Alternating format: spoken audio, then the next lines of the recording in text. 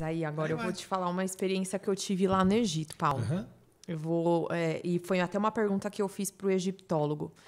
Bom, acho que todo mundo que segue o canal sabe que eu sou tarada no Egito.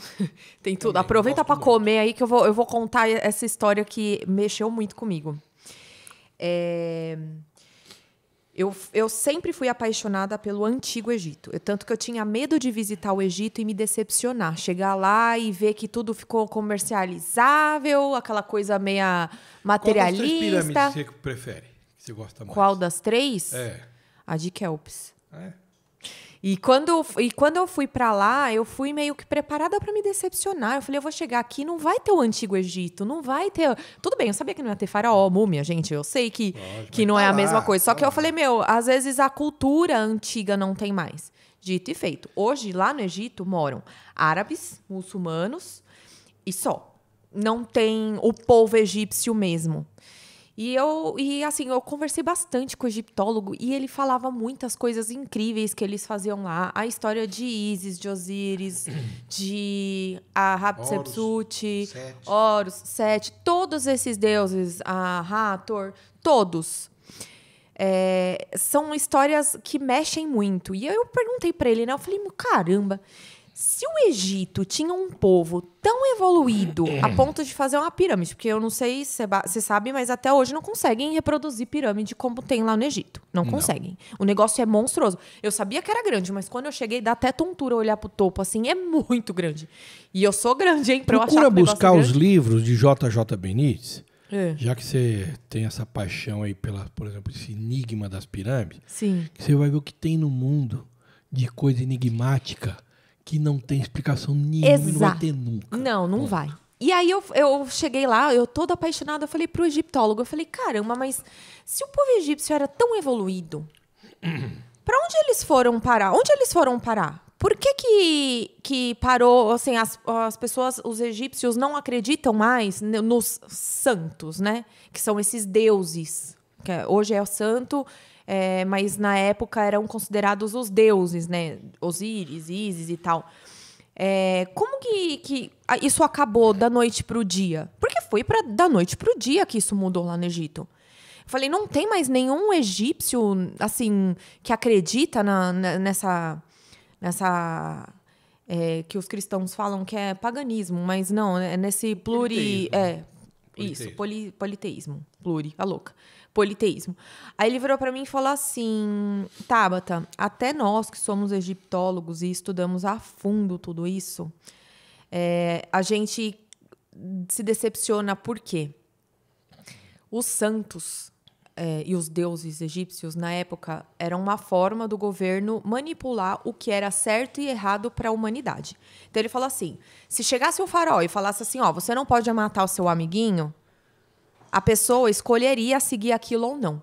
Agora, se chegasse o faraó e falasse assim, se você matar o amiguinho, o deus Sete vai vir aqui e o deus Sete, ou Anubis, no caso, do portal, vai vir pesar teu coração e você não vai passar e não sei o quê. Aí as pessoas, elas seguiam aquela crença. Então, a religião sempre foi usada como uma forma de manipulação política. Foi o que ele falou e até o que se estuda e o que a gente vê hoje em dia. E aí eu falei, nossa, né, mas as pessoas, elas acreditavam do nada, então foi tudo criado como manipulação? Ele Aí, beleza. Aí a gente foi numa ruína lá de um templo egípcio maravilhoso, que eu esqueci o nome agora, acho que é o Templo do Horus. E estava em ruína, e tem umas partes que eles estão restaurando agora, porque os cristãos, na época que queimaram todos os templos e destruíram praticamente o Egito, eles passaram gesso por cima dos hieróglifos e fizeram as gravações cristãs dos santos, né? Querendo, assim, pregar uma religião em cima do que eles achavam que era o paganismo. E isso tudo mostrou muito claro como a falta de tolerância e a falta... É que eu tô tentando achar uma palavra que não... A hipocrisia. A hipocrisia dos radicais de impor uma coisa que acredita em cima dos outros, sendo que eles estão fazendo a mesma coisa. Então, assim, o paganismo, a única coisa era que era politeísta. Tem vários deuses, tem várias punições e tal. O cristão é um Deus só, mas também tem punições, também tem certo e errado, e também tem que pregar essa palavra, certo? O que hoje garante, não hoje, o que garante que toda religião não seja feita de uma forma para manipular mesmo, para ser um formato de política? Por que as pessoas têm tanto medo dos radicais religiosos?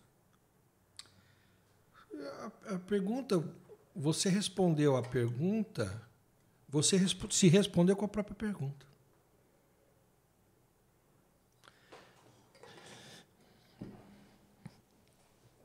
A questão, ela é muito profunda, muito complexa, mas ela se torna, ao mesmo tempo, muito simples. Que é assim. Vamos lá, desde a Torre de Babel, né? Sabe por que, Paulo, é complicado? Eu vou só fazer uma inserção. Lógico, vamos.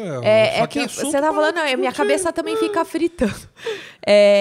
Isso daí eu tô te perguntando, porque assim, você é o primeiro crente, vou usar essa palavra porque você crê. Eu sou crente, eu sou cristão. Tá, cristão. Não, crente porque crê é isso que eu quis dizer. Perfeito. Você é o primeiro religioso, vamos lá, religioso, que é apegado a uma religião, que fala assim pra mim, eu acredito porque eu acredito. Eu não sei por quê.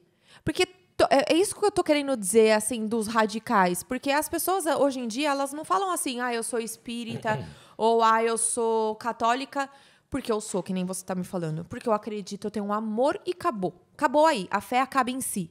As pessoas, elas tentam justificar. Eu sou espírita porque eu já vi espírito. Eu sou católica porque... Porque nós somos voltados para o racionalismo, né? A racionalidade. Uhum. Quando Deus não tem racionalidade nenhuma. Deus, ele se encerra em si, Deus não se explica, Deus é o eu sou. E é por isso que eu te admiro, porque Deus é o único que cria a partir do nada. E você Essa acredita explicação, por acreditar. Eu acho que as pessoas deveriam usar isso, ao invés de querer convencer os outros. Né? Mas não é só isso. É porque eu, primeiro, mergulhei em diversos ambientes para poder buscar. Até se encontrar, né? Exatamente. Então, o que o Deus quer, na verdade? Qual é o sentido de tudo isso aqui? Um só. É muito simples de entender, não tem mais discussão. Deus fez toda essa arquitetagem, tudo isso aqui só para uma coisinha só, uma coisa bem simples.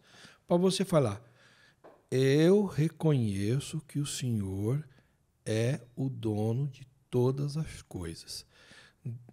Todo mundo errou aqui dentro, aí o Senhor mandou um menininho teu para provar que isso tudo tinha jeito, através do sangue dele, do sacrifício dele. Se eu crer nisso, e essa é a minha fé, essa é a verdade que me norteia. E aí, religião, quem criou foi ser humano. Esquece. Uma igreja maravilhosa. Quer conhecer?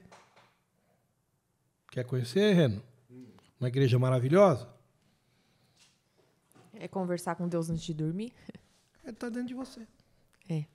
Eu acredito. É o que eu estou lá dentro da minha segunda-feira, tudo mais. Aí, eu congregar, ir no local, 4 paredes, placa, nome, pessoa e tudo mais tal, eu vou, porque ele fala aqui, né? Tem que ter uma igreja, você tem que se reunir, porque nós somos seres que foram feitos para coletividade. Fraternais, né? E aí, aquele pastor que está lá, ele tem a obrigação, porque ele é ungido, e alguns são profetas, para poder vir e falar aqui, tudo isso que o Paulo está falando aí, que o Paulo não é pastor, não é nada, eu só sou um curioso que ama a Deus.